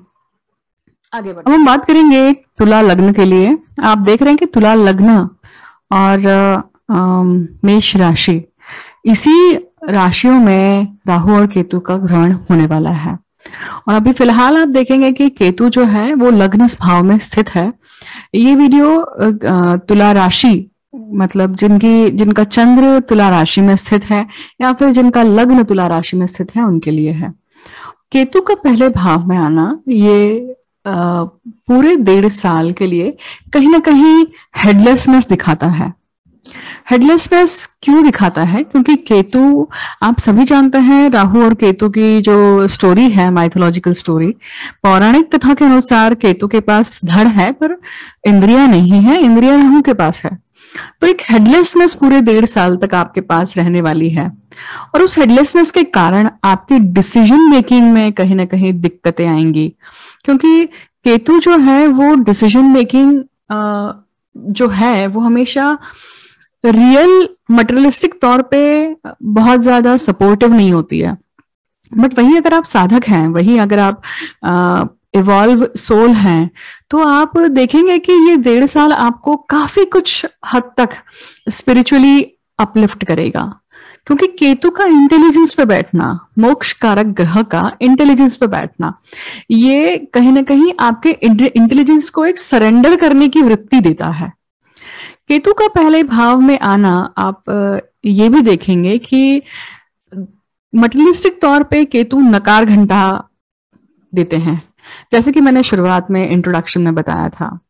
तो यहाँ पे आप देखेंगे कि केतु आपको अपने ही खुद की चीजों को लेकर नकार घंटा देंगे, अपनी हैबिट्स को लेकर, या फिर आप जनरली अपने मुंह से नई या फिर कॉम्प्रोमाइज सिचुएशन, किसी भी सिचुएशन में, चाहे वो घर की हो, रिलेशनशिप की हो, बच्चों को लेकर हो, बच्चों के डिसीजन मेकिंग को लेकर हो, या फिर आपके जॉब को लेकर हो, इन सभी जगहों पे आप देखेंगे कि अपने आप को कॉम्प्रोमाइज्ड सिचुएशन में देख रहे हैं। कॉम्प्रोमाइज्ड मतलब 19-20 में से 19 को सिलेक्ट करना पड़ रहा है, क्योंकि ऑप्शनलेस होते जा रहे हैं आप। ऑप्शनलेस जब इंसान हो जाता है तो जो सामने आ रहा है उसको ले लो। एक्चुअली स्पीकिंग राहु और केतु दोनों वही ऊर्जाएं को दिखाती हैं जो आप अपनी तरफ से चूज नहीं कर रहे हैं, जो आपके सामने परोस के आ रहा है और फिर आपको लगता है कि आपने चूज किया है।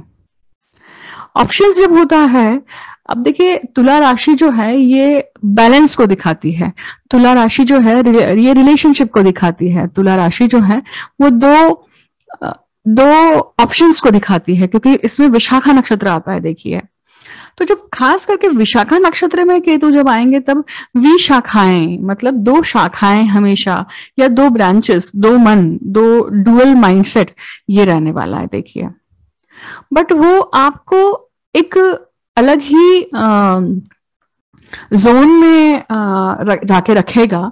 यहाँ पे क्लैरिटी तब आ सकती है जब मेष राशि में गुरु आएंगे तब, क्योंकि मेष राशि में जब गुरु आएंगे तभी आपको ये रियलाइज होगा कि ये जो हेडलेसनेस है इसका करना क्या है, पर्पस क्या है। तुला लग्न के जातकों के लिए आप देखेंगे कि आने वाला जो टाइम पीरियड है उनके लिए ये खास तौर पर कुंभ राशि, मीन राशि और मेष राशि, मतलब पंचम भाव, षष्ठ भाव और सप्तम भाव बहुत हद तक एक्टिवेट होने वाला है। और ये एक्टिवेशन जब होगा, आपका पूरा ध्यान जो है वो अपने स्किल्स पर, अपने आपने पूर्व पुण्य जो करके रखे हुए हैं उसके कारण आपको यहाँ पे जो अपॉर्चुनिटीज मिलेगी उसको ग्रैब करना, आपके बच्चों को लेकर, मतलब तुला राशि के लोग संतति की प्राप्ति भी देखेंगे इस पूरे टाइम पीरियड में, इसका भी पूरा एक संभावनाएं बनती है। जॉब चेंज या जॉब को लेकर कोई ना कोई एक चेंज होना, कुछ ना कुछ वातावरण में बदल होना, या फिर एक सैलरी का डिमोशन होना या फिर बढ़ना, दोनों की पॉसिबिलिटीज हो सकती है। डिपेंड करता है कि आपके पत्रिका में ग्रह कैसे बैठे हुए हैं, आपकी दशाएं कौन सी चल रही है। मैं हर बार बोलती हूँ कि जिस भी ग्रह का गोचर आप जब देखते हैं तो वो ग्रह आपकी पत्रिका में, वो ग्रह आपकी पत्रिका में कहाँ बैठा हुआ है और ये गोचर का ग्रह उससे कहाँ बैठा हुआ है। मतलब अब यहाँ पे केतु लग्न भाव में है तो आपको देखना है कि आपका जन्मस्थ केतु कहाँ है।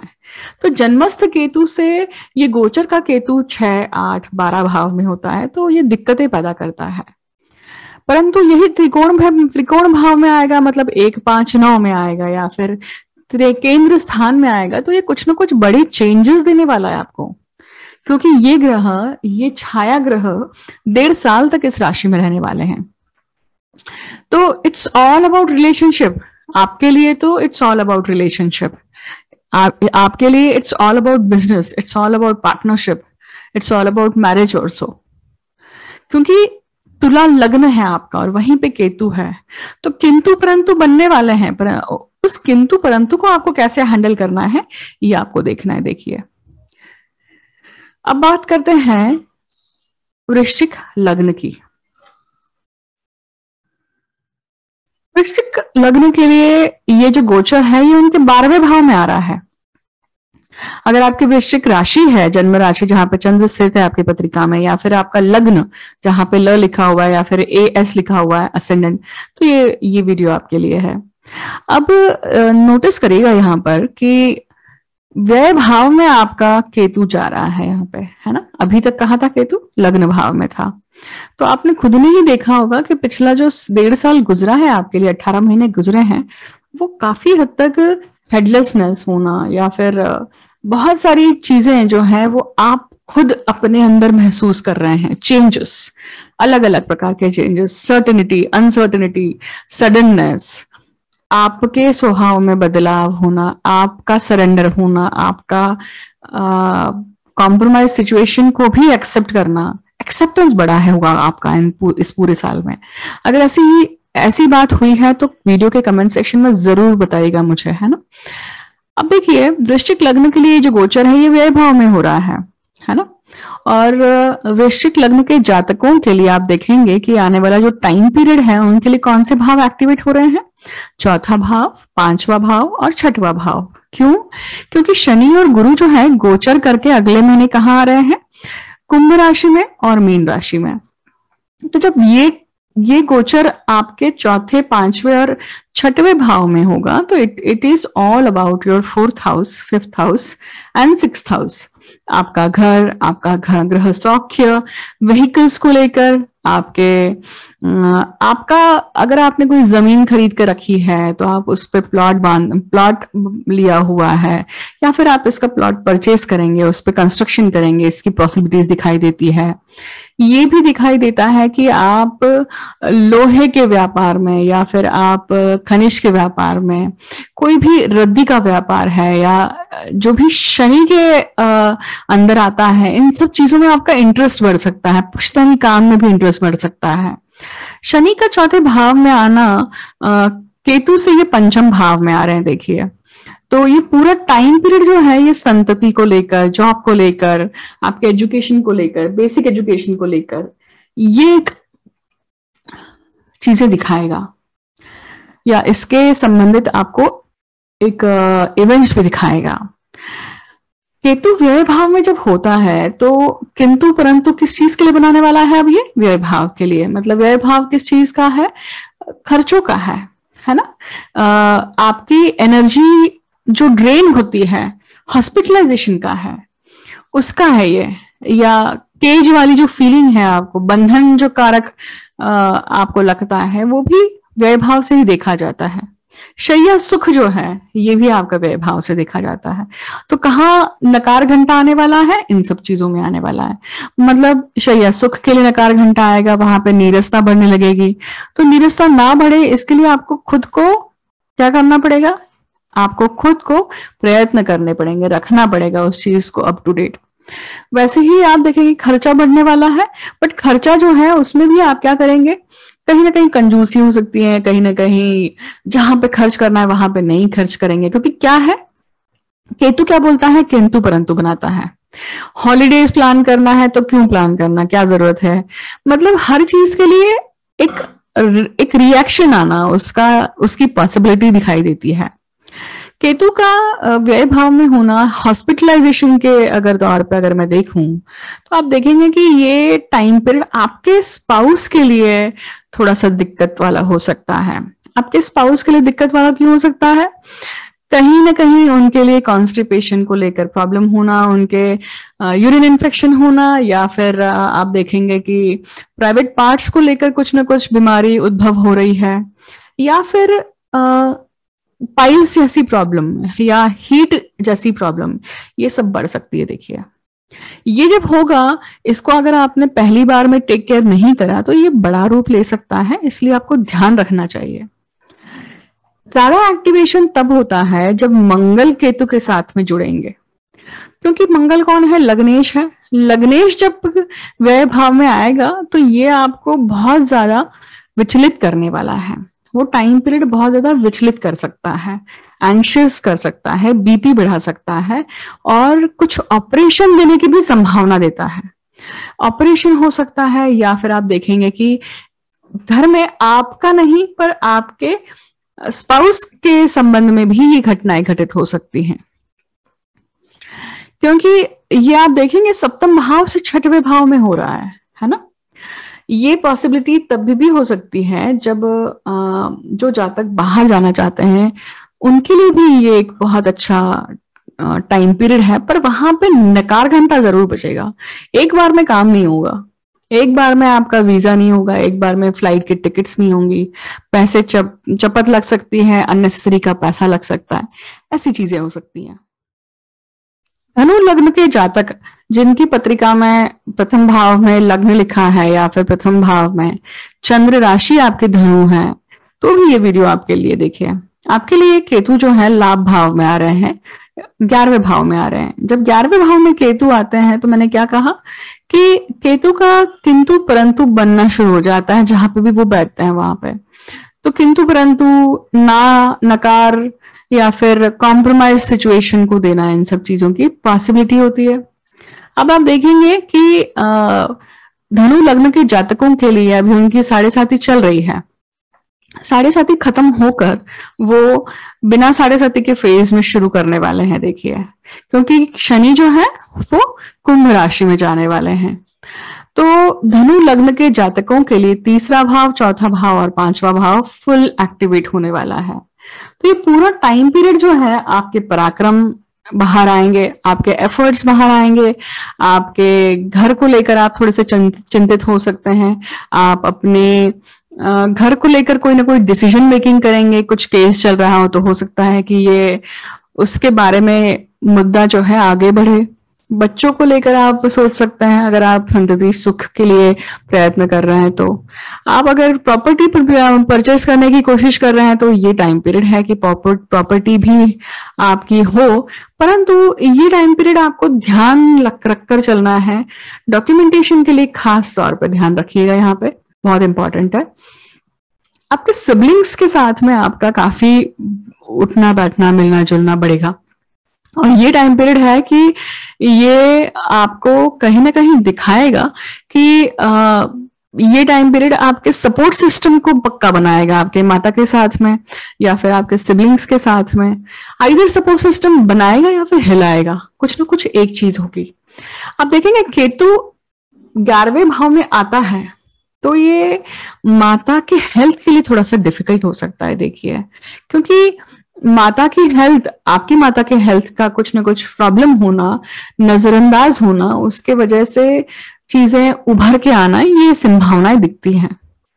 और खास तौर पे ये चीज तब होगी जब आप देखेंगे कि गुरु जो है ये मीन राशि में जाएंगे अप्रैल के बाद में, और गुरु और शनि दोनों ही वक्री होंगे। उस टाइम पीरियड में ये संभावनाएं बढ़ती हैं। देखिए, तो आप उस चीज का खास ख्याल रखिए।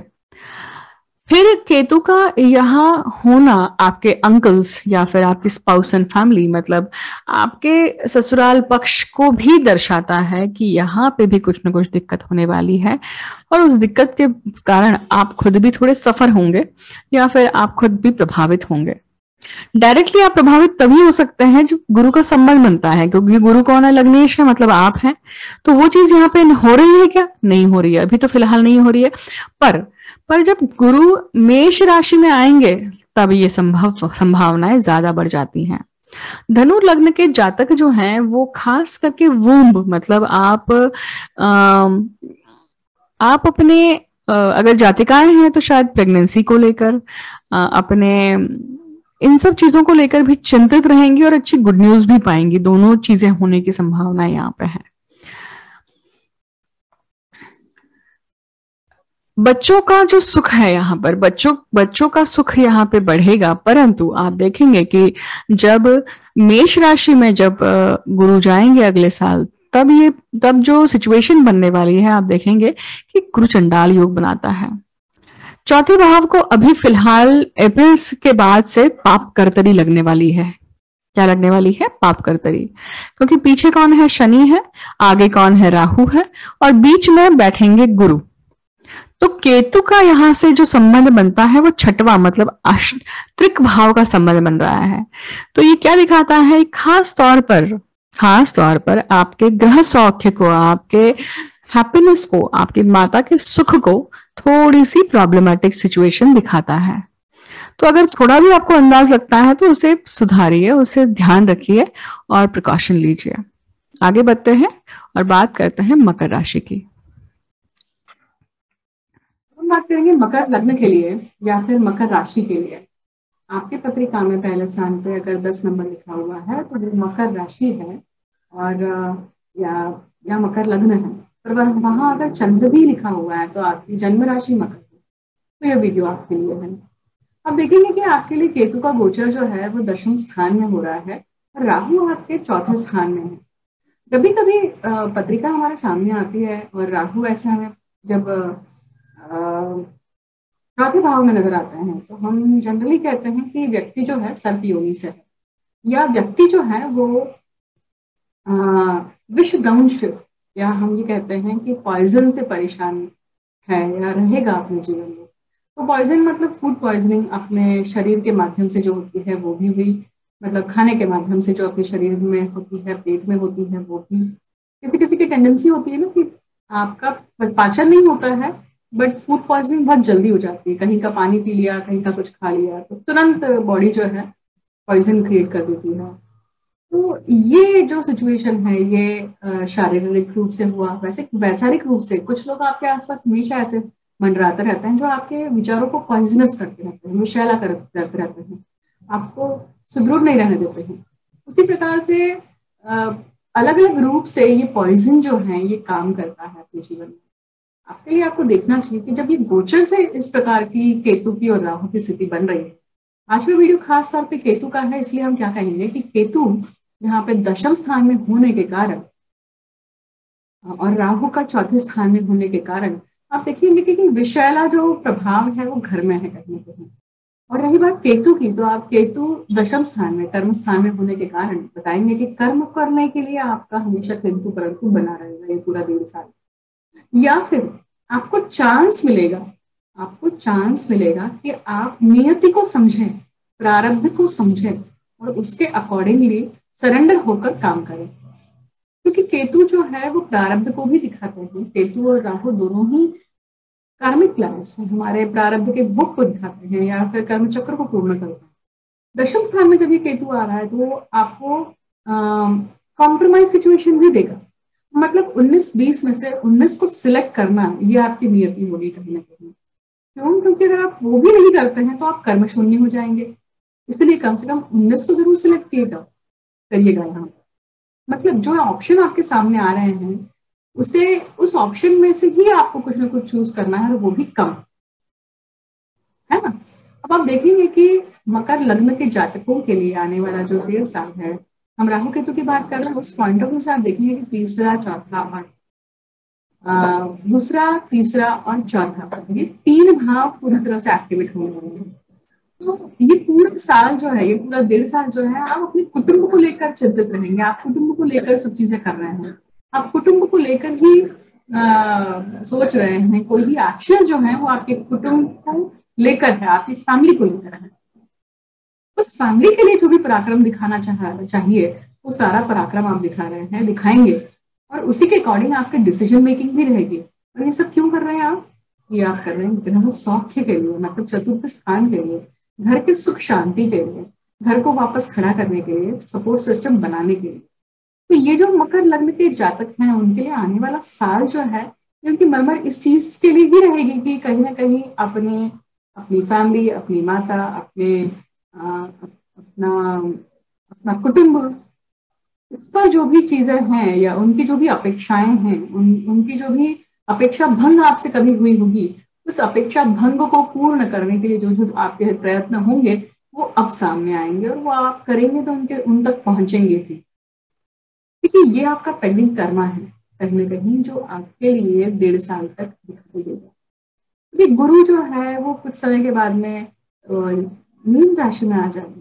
शनि जो है वो आपके लग्न से निकलकर दूसरे भाव में आ रहे हैं। मतलब शनि जो लग्नेश और द्वितीयेश है वो कुंभ राशि में, मतलब अपनी मूल त्रिकोण राशि में आ रहे हैं। आप इस प्रकार से बर्ताव करते हैं तो आपको फायदा है, लॉन्ग टर्म बेनिफिट है। रही बात उन लोगों के लिए जो बाहर का वास्तव्य देख रहे हैं, तो आप देखेंगे कि राहु का चौथे भाव में आना दिखाता है कि आप किसी स्ट्रेंज लैंड में जाएंगे, आप अब्रॉड ट्रैवल करेंगे, आप तंत्र मंत्र की तरफ झुकाव आपका बढ़ेगा, और अगर आप साधक हैं तो आप इन विधाओं में और ज्यादा सशक्त होंगे। या फिर अगर आप लैंग्वेज को लेकर आप सीख रहे होंगे, अलग अलग लैंग्वेज को टैकल करेंगे, या आपका संपर्क अलग लैंग्वेज में आए, लैंग्वेज से आएगा और उसके लिए आपको तैयारी करनी पड़ेगी। तब ये भी दिखाता है कि आप जिस विषय को लेकर कभी ना कभी इंटरेस्टेड रहे होंगे उसका आपका संबंध अब वापस आएगा, उसके रिसर्च आप स्टार्ट करेंगे। क्योंकि चौथा भाव एजुकेशन का है, और एजुकेशन के भाव में राहु का आना दिखाता है कि आप रिसर्च करने वाले हैं उन सब चीजों को लेकर। तो राहु जनरली जो वो तंत्र मंत्र को दिखाता है, विद्याओं को दिखाता है, एंशिएंट विद्याओं को दिखाता है। उसी प्रकार से मेष राशि में होने के कारण किसी न किसी नई चीज का उगम होगा। कोई एक नई चीज आपके खानदान में अभी तक किसी ने करी नहीं होगी, तो शायद आप करेंगे। ठीक है, अगर ऐसा कुछ होता है तो जरूर कमेंट सेक्शन में आइएगा और बताइएगा, बहुत जरूरी है ना। आगे बात करते हैं कुंभ लग्न के लिए। राहु और केतु, केतु खास करके कहाँ आ रहे हैं, उनके भाग्य भाव में आ रहे हैं। भाग्य भाव में केतु का आना, केतु किंतु परंतु जैसे हम बनाते हैं बताते हैं, उसी प्रकार से भाग्य भाव, धर्म का भाव या फिर मोक्ष का भाव जो होता है वो केतु के लिए काफी कॉन्जिनियल रहता है, काफी सपोर्टिव रहता है। परंतु वो करने क्या वाले हैं, अगर कहीं कुछ नेगेटिविटी पैदा भी कर रहे हैं, दिक्कत दिखाते भी हैं, तो वो नेगेटिविटी किस चीज को लेकर है, आपको कहाँ क्लू दे रहे हैं, कहाँ आपको पॉइंट आउट कर रहे हैं कि आप यहाँ पे ध्यान दीजिए, उस चीज को दूर करिए, उसके ऊपर काम करिए, है ना। कुंभ लग्न के जातकों के लिए अभी फिलहाल गुरु लग्न में है और शनि जो है ये उनके व्यय स्थान में है। कुंभ लग्न या फिर कुंभ राशि आपकी अगर है तो आप ये वीडियो देखना चाहिए। अब देखिए, केतु के पॉइंट ऑफ व्यू से हम बात कर रहे हैं और देख रहे हैं कि आने वाला जो समय है कुंभ लग्न के जातकों के लिए या फिर कुंभ राशि के जातकों के लिए लग्न भाव, द्वितीय भाव और तृतीय भाव ये काफी रूप से एक्टिवेट होने वाला है, स्ट्रांगली एक्टिवेट होने वाला। क्योंकि लग्न भाव मतलब खुद हुआ, खुद की पर्सनालिटी हुई, खुद की एक छवि हुई, मतलब अपने ऊपर काम करना। दूसरे भाव में अब कुछ ही समय में गुरु जाने वाले हैं, तो कुटुंब भाव में कुटुंब भाव का स्वामी आ रहा है। इसका अर्थ है कि जब द्वितीय भाव में गुरु आते हैं तो जनरली देखा जाता है कि फैमिली में एक्सटेंशन होता है। मतलब कोई व्यक्ति शादी ब्याह के बंधन में बनता है तो एक फैमिली में एक्सटेंशन हुआ, एडिशन हुआ। उसी प्रकार से अगर ऑलरेडी मैरिड है तो शायद हो सकता है कि आप बच्चों के बारे में सोच रहे हैं, संतति प्राप्ति हो सकती है। इस प्रकार की संभावनाएं कुंभ लग्न के जातकों के लिए दिखाई देती है। साथ ही साथ धन का भाव है, धन की वृद्धि होना, इसका भी एक बहुत अच्छा योग दिखाता है, क्योंकि लाभेश और द्वितीयेश दोनों गुरु हैं और यहाँ पर वो द्वितीय भाव में आने वाले हैं। जिनकी पत्रिका में गुरु वक्री होंगे उनके लिए गोचर के गुरु जो वक्री होता है तब ज्यादा इफेक्ट में आएंगी चीजें, तब ज्यादा एक्टिवेट होंगी और तभी आपको रिजल्ट भी आएंगे। हालांकि राहु जो है द्वितीय भाव में है, तृतीय भाव का राहु जो है वो कुछ किसी प्रकार के फियर दिखाता है। तृतीय भाव में जो या पराक्रम जो है, पराक्रम में राहु का आना, देखिए बहुत माइन्यूट सी बात है कि राहु मंगल के भाव में आए हुए हैं। मंगल यहाँ पे जब खुद आएगा तो आप एक अलग सा पराक्रम दिखाएंगे। अलग सी इवेंट आपके जीवन में घटित होगी जो आपने कभी इमेजिन नहीं करी होगी। तो आपको क्या करना है, मंगल का गोचर देख कर आना है, ताकि आप क्या करेंगे, आप उस इवेंट को भी प्रिडिक्ट कर पाएंगे। वो इवेंट किससे संबंधित हो सकता है, आपके सिबलिंग से हो सकता है, आपके पराक्रम से हो सकता है, आपके करियर से हो सकता है। साथ ही साथ गुरु अब शनि जो है, यहाँ लग्नेश देखिए शनि है, तो शनि और राहु का या शनि और केतु का योग तो होना संभव ही नहीं है, क्योंकि वो एक दूसरे के सामने या एक दूसरे के साथ आने ही नहीं वाले हैं। परंतु आप देखेंगे कि शनि अगले 2.5 साल तक कुंभ राशि में जब आएंगे तो केतु के साथ में उनका नवपंचम योग दिख रहा है। तो डेस्टिनी यहाँ पे डिफरेंट रूप से काम करने वाली है। पिता से संबंधित कुछ न कुछ इवेंट होने की संभावनाएं हैं। पिता के तबीयत को लेकर खास तौर पर आप ध्यान दीजिएगा, बहुत जरूरी है यहाँ पर। साथ ही साथ आप देखेंगे कि बच्चों के लिए भी आपका ये टाइम पीरियड जो है, जिनकी संतति है उनके लिए भी ये टाइम पीरियड काफी इंपॉर्टेंट होने वाला है। देखिए आपकी जो आपके स्पाउस के जो सिबलिंग्स हैं उनके लिए भी ये मतलब साले जो भी है उनके लिए भी ये टाइम पीरियड जो है ना काफी इंपॉर्टेंट होने वाला है। कुछ ना कुछ नुकसान होने की संभावना है, पैसों के नुकसान हो सकते हैं, कुछ किसी न किसी प्रकार से पैसा ड्रेन आउट होगा। देखिए 2 फर्क होता है कि पैसा आपसे छूटता नहीं है और वही पैसा कहीं ना कहीं नुकसान के रूप में आपसे निकल जाता है। बट आपके सामने कोई संधि आई है। अब जैसे आपको ध्यान में रखना है कि जब कोई बूढ़े व्यक्ति या कोई सीनियर सिटीजन आपके घर में आ रहे हैं, हो सकता है कि आपके खुद के माता पिता हों या आपके सास ससुर हों या आपके सास ससुर के सिबलिंग्स हों, मतलब चाचा हों या जो भी हैं। तो मान लीजिए कि आने के बाद में उनकी अगर तबीयत खराब हो जाती है और आप उनकी दवा दारू के लिए पैसे खर्च करते हैं और भी ठीक करते हैं। योग कैसा था? योग था कि आपके पैसे जाएंगे, आपका खर्चा होगा, परंतु यहाँ पे कर्म श्रेष्ठ हो जाता है, मतलब आपके कर्म अच्छे जगह पे लग जाते हैं और आपको दुआएं मिलती हैं। तो मतलब आप किसी न किसी रूप से पुण्य कमा रहे हैं वहां पर। तो इस प्रकार से केतु की ऊर्जा को आप डाइवर्ट कर सकते हैं और यूटिलाइज कर सकते हैं अपने फेवर में। अब बात करते हैं मीन लग्न की। अब देखिए आप मीन लग्न के जातकों के लिए क्या हो रहा है यहाँ पर। अगर मीन लग्न या फिर पहले भाव में आपकी 12वीं राशि है या वहां पर चंद्र लिखा हुआ है तो ये वीडियो आपके लिए है। मीन लग्न के लिए केतु देखिए अष्टम स्थान पे आ रहे हैं और अष्टम स्थान जो है वो पुरातन विद्याओं का है, प्रॉपर्टी का है, पुश्तैनी प्रॉपर्टी का है। आपकी सभी इमोशंस जो अनअटेंडेड रहे हैं अपने जीवन में उसका भाव है, क्रॉनिक डिसीज का है, मृत्यु का स्थान है। ये देखिए आने वाले समय में आप देखेंगे कि मीन लग्न के जातकों के लिए उनका लग्न भाव, व्यय भाव और द्वितीय भाव पूरी तरह से एक्टिवेट हो रहा है। एक्टिवेट हो रहा है मतलब क्या? शनि, राहु, गुरु जैसे ग्रह जब कोई भी भाव में गोचर करते हैं तो वो लंबे समय तक रहते हैं, इसलिए वो लंबा गोचर या लंबे इफेक्ट्स देते हैं। तो व्यय भाव पे शनि का आना, लग्न भाव पे लग्नेश गुरु का आना और दूसरे भाव में आप देख रहे हैं राहु आ रहे हैं। राहु का वीडियो आप ऑलरेडी देख चुके हैं, इस वीडियो में हम केतु की बात कर रहे हैं। तो आपको ध्यान रखना है कि आपकी पत्रिका में केतु कहाँ पर स्थित है वो नोट कर लीजिए और वहां से ये जो गोचर का केतु है ये 6, 8 और 12वें भाव में अगर बैठा हुआ है तो ये प्रॉब्लम देने वाला है आपको। अगर वही आपसे केतु का गोचर पहले मतलब जहां पे केतु है वहीं पे केतु अगर आ रहा है तो ये रिटर्न है, 5वें और 9वें भाव में आता है तो ये डेस्टिनी पैटर्न मतलब कुछ ना कुछ भाग्य के अनुसार आपके जीवन में आने वाला है। केंद्र भाव में आते हैं अगर केतु गोचर में तो क्या होगा? सपोर्ट सिस्टम में कुछ ना कुछ फर्क पड़ने वाला है। जैसा कि मैंने कहा कि ये एक्टिवेशन हो रहा है तो सबसे पहली बात तो मीन लग्न के जातक खुद बहुत प्रभावित होने वाले हैं। उनकी पर्सनालिटी, उनमें खुद एक चेंज आने वाला है। देखा जाए तो एक पाप करतरी भी लगी हुई है, क्योंकि आगे और पीछे शनि है और गुरु राहु है।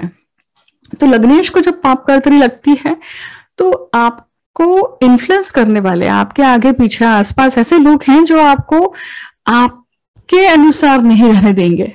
जो आपकी ओरिजिनल पर्सनालिटी है वो दब जाएगी वहां पर। वो आपको प्रेरित करेंगे, वो आपको प्रेरित तो गलत वर्ड हुआ, वो आपको इन्फ्लुएंस करेंगे, प्रभावित करेंगे। प्रभावित और प्रेरित में बहुत अंतर है।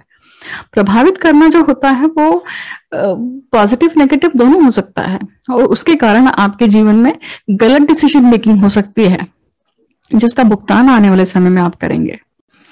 जो जातक बाहर रह रहे हैं उनके लिए बाहर का वास्तव्य हो सकता है, खर्चा बढ़ सकता है।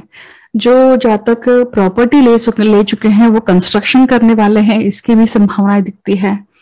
राहु का धन भाव में आना मतलब धन भाव की हानि भी दिखाता है। यहाँ पे देखिए, यहाँ पे आपको देखना चाहिए कि स्पाउस और आप दोनों ही के धन भाव में कुछ ना कुछ यहाँ पे अड़चने आने वाली हैं, कुछ ना कुछ रोड़े आने वाले हैं, क्योंकि दोनों के ही धन भाव इफेक्ट में आ गए हैं।